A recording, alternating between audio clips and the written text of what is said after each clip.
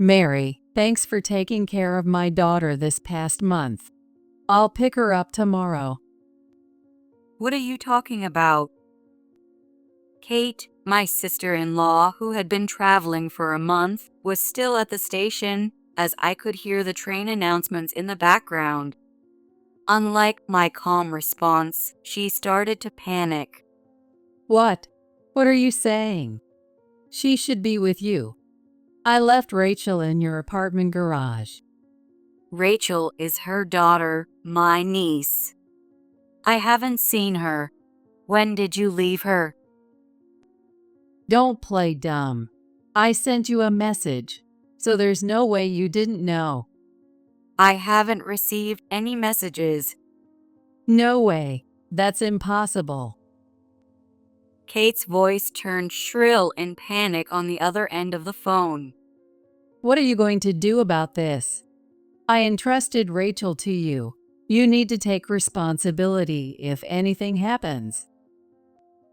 After hanging up, Kate tried calling Rachel's kid's smartphone but couldn't get through, growing even more frantic. She called me back in a rush, still yelling, so I suggested she go home first. You're right. That's a good idea. She hung up and went home, but there, waiting for her, were John, Rachel, and me. Kate's mouth opened and closed as if she wanted to ask, "Why are the three of you together?" Kate, I heard everything from these two. What? John's words made her face turn pale with realization. My name is Mary White. A few years ago, I worked a regular job at a company. When I turned 40, I decided to go freelance and became an illustrator. With an increase in income, I now live alone in my apartment. I mostly work from home, leaving the house only for occasional grocery shopping or business meetings. I'm not married, nor do I have a boyfriend, but I'm content with my life. My friends sometimes ask if I'm lonely, but I've never thought about it, and I'm more fulfilled with my work, so I have no plans to find a partner. I do worry a little about my old age, but I'll cross that bridge when I get there, a mindset that sometimes surprises even me with its optimism. Today, having finished an illustration deadline, I took a break at 3 p.m. and glanced at my calendar. I noticed my brother's birthday was approaching. My brother, John, who is 5 years older than me, works as a salesperson for a major publisher and often has long-term assignments away from his home. Sometimes he brings me souvenirs from his trips. Last month, he dropped by with some sweets, so I invited him in, made tea, and we ate them together. You shouldn't always bring stuff for me. You should buy more for Kate and Rachel. But I want to check on you sometimes. I don't want to find out you've collapsed or something.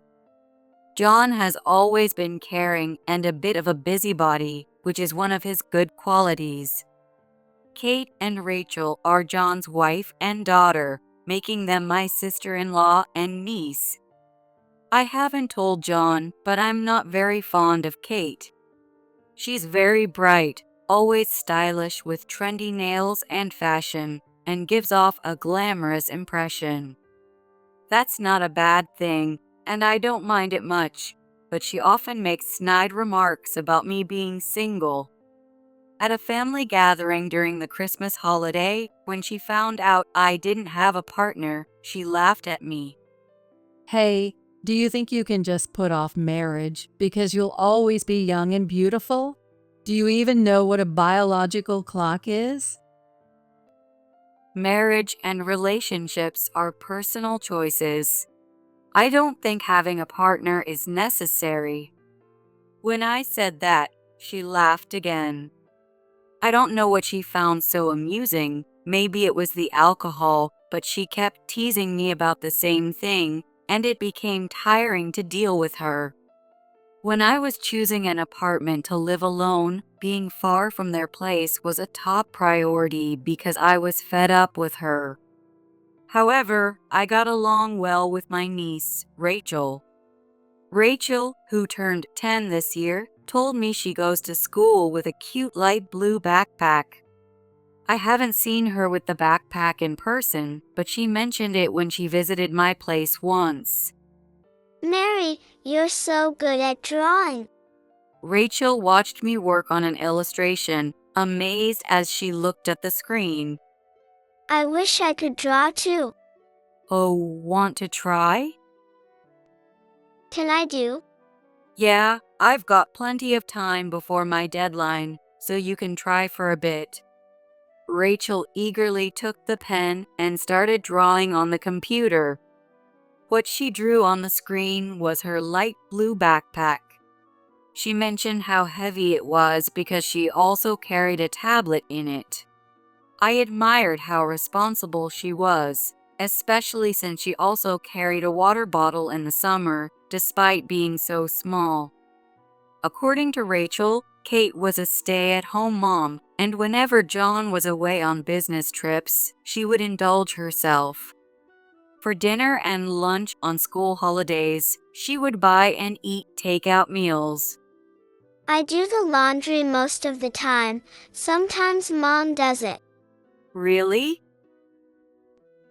Yeah.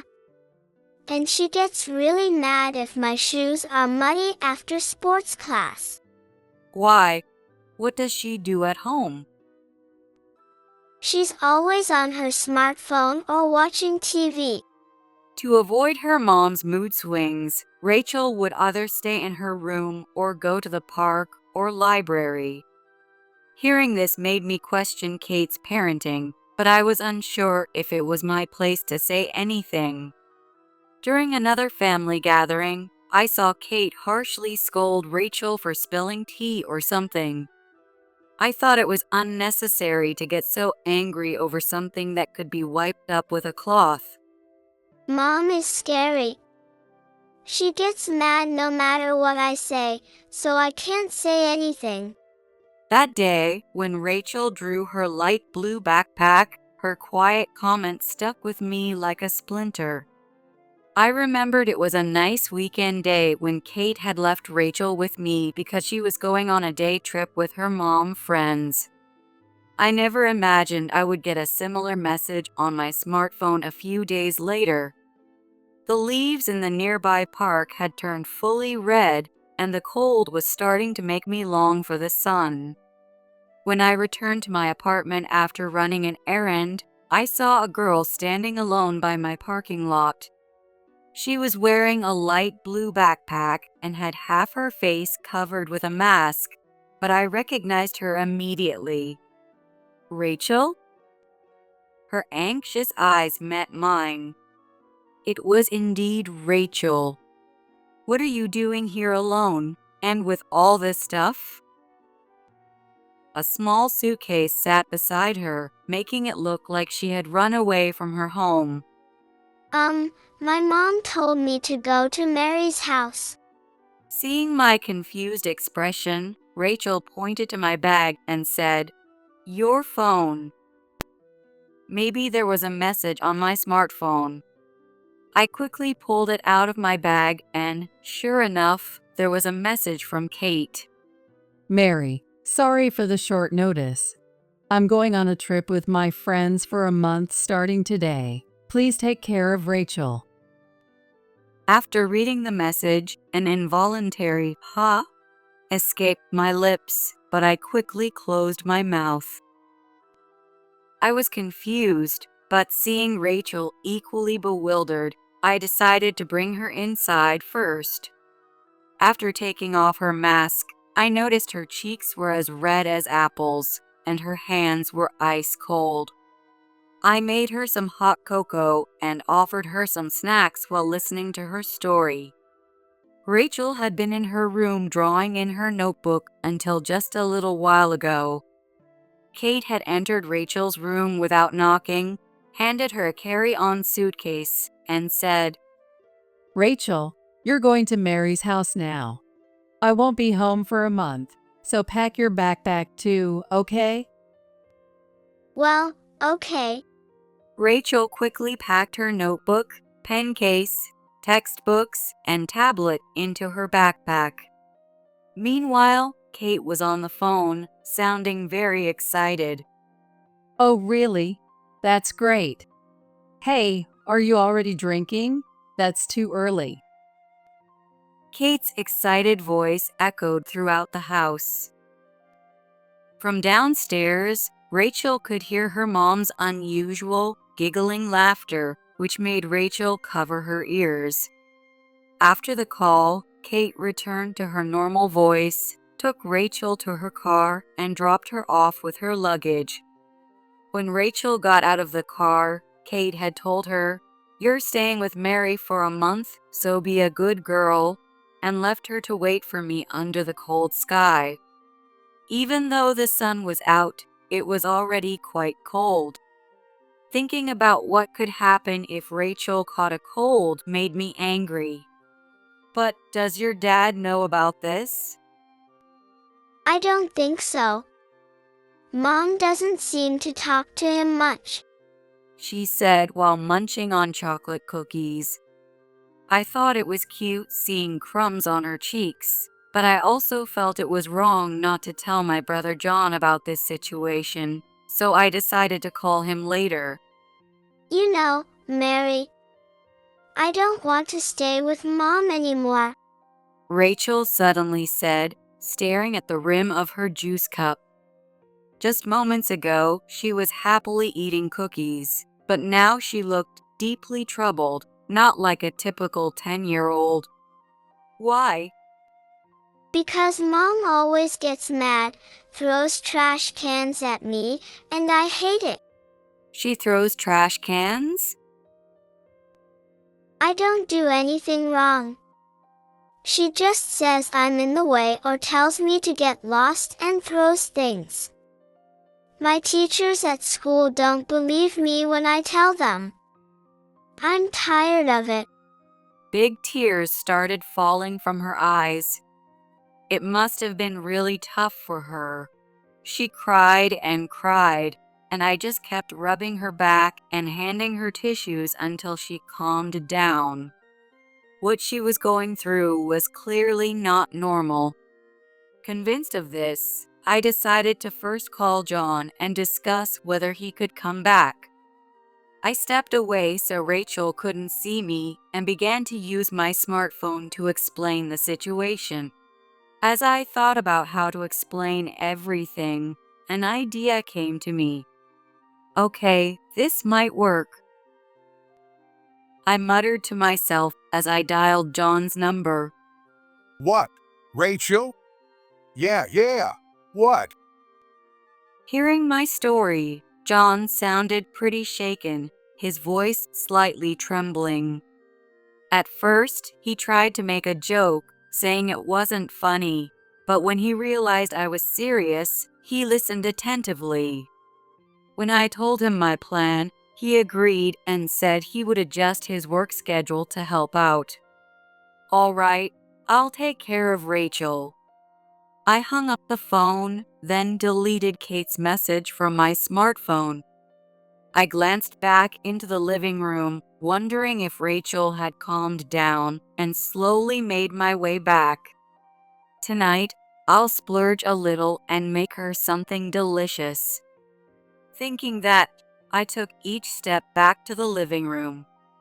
The school Rachel attended was a bit far from my place, but I explained the situation to the school and arranged for her to take a bus. This way, she wouldn't have to carry a heavy backpack all the time. I planned to send the bus fare bill to John later, and during the day, I continued my work from home routine. Rachel didn't go to any after-school programs, so she would come home and do her homework. Mary, can you check my homework?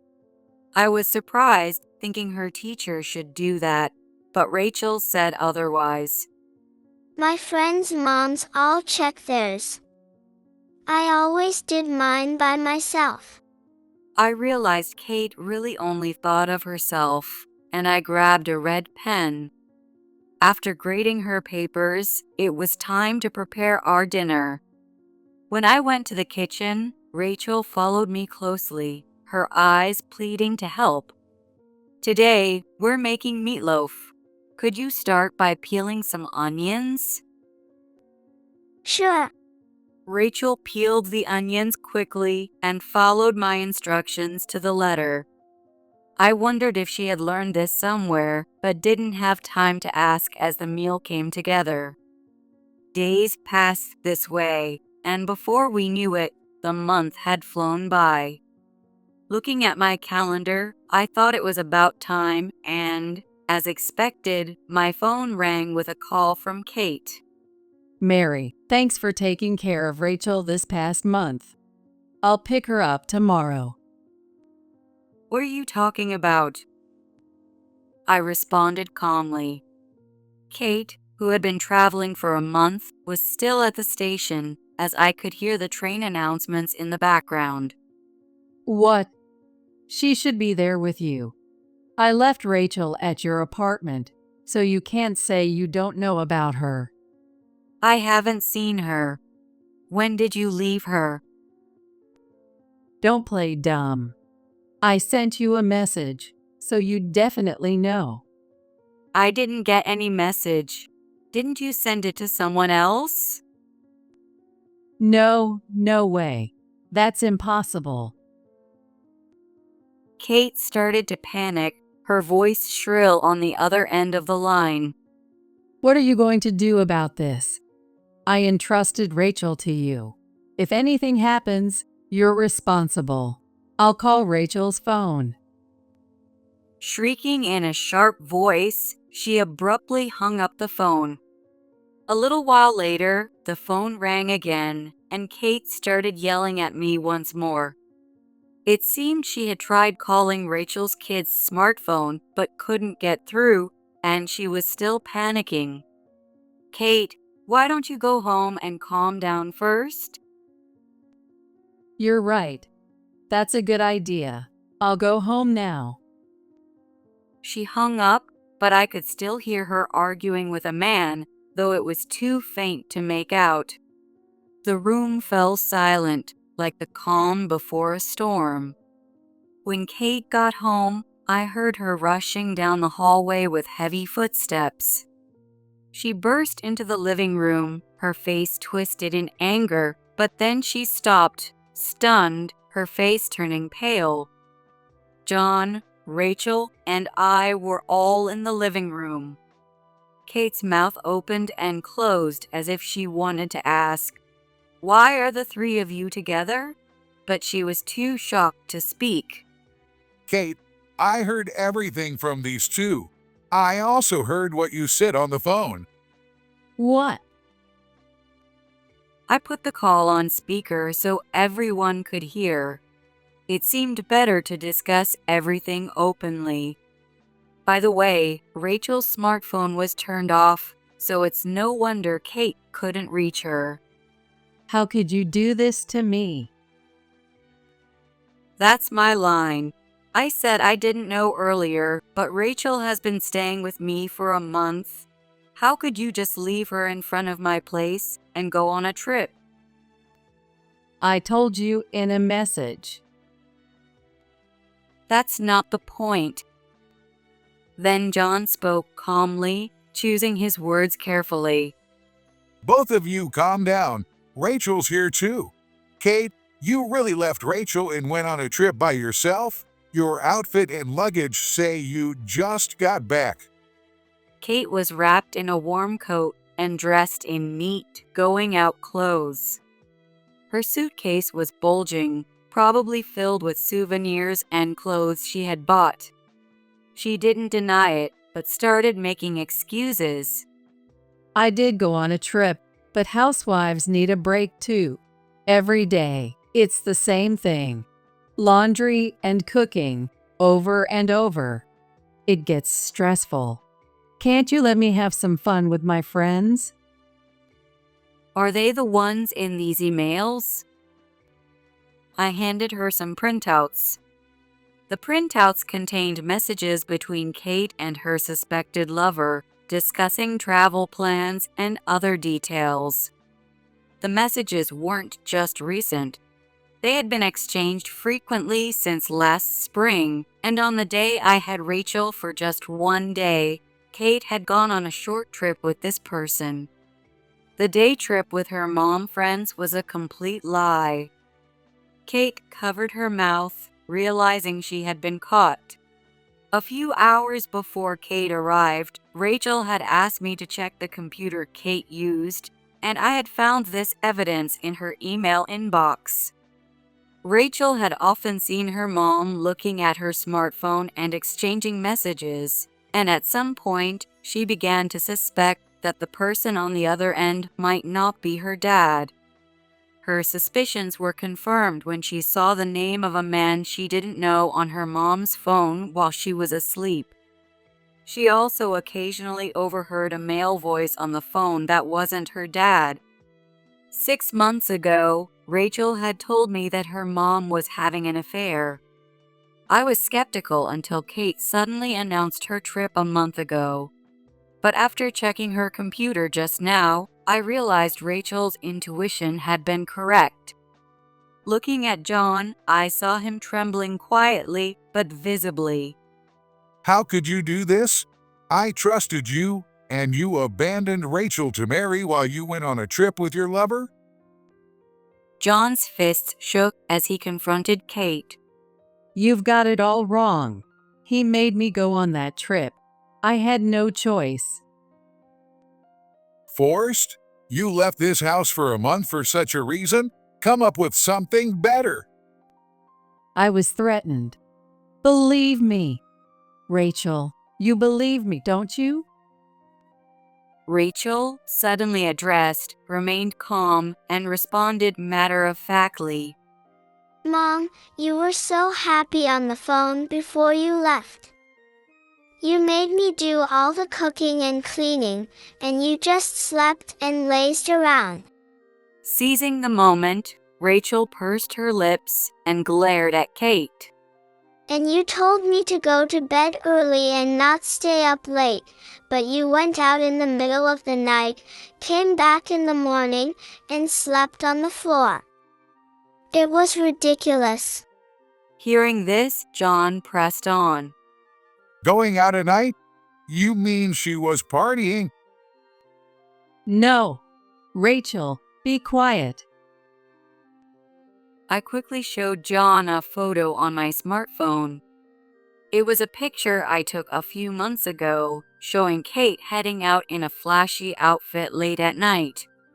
I took this when Rachel called me, and I happened to be nearby. I was surprised, too. Where were you going at that hour, Kate? Well, oh no.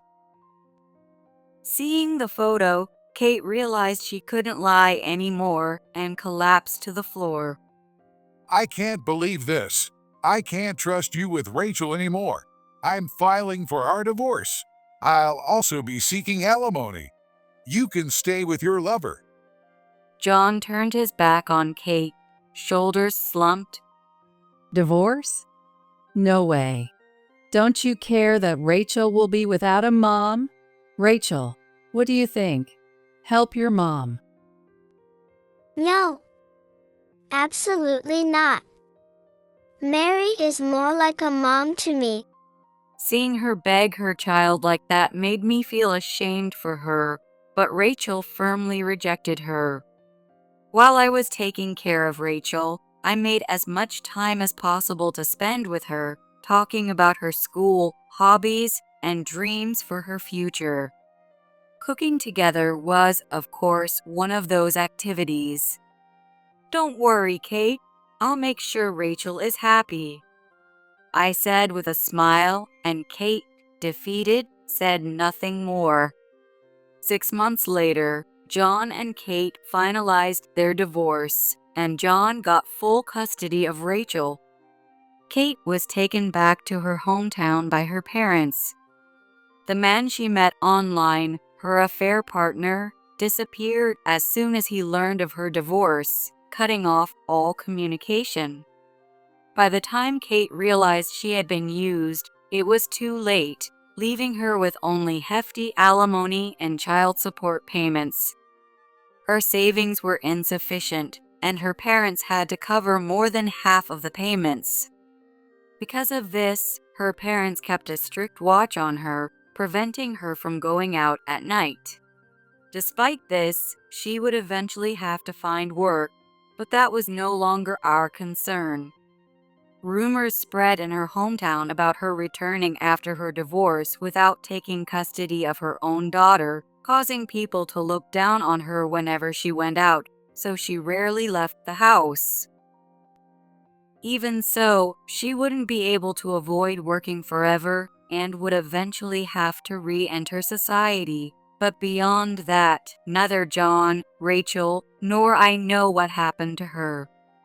John and Rachel decided to rent out their old house and move to another floor in my apartment building. The rental income would go towards paying off the mortgage and saving for Rachel's future.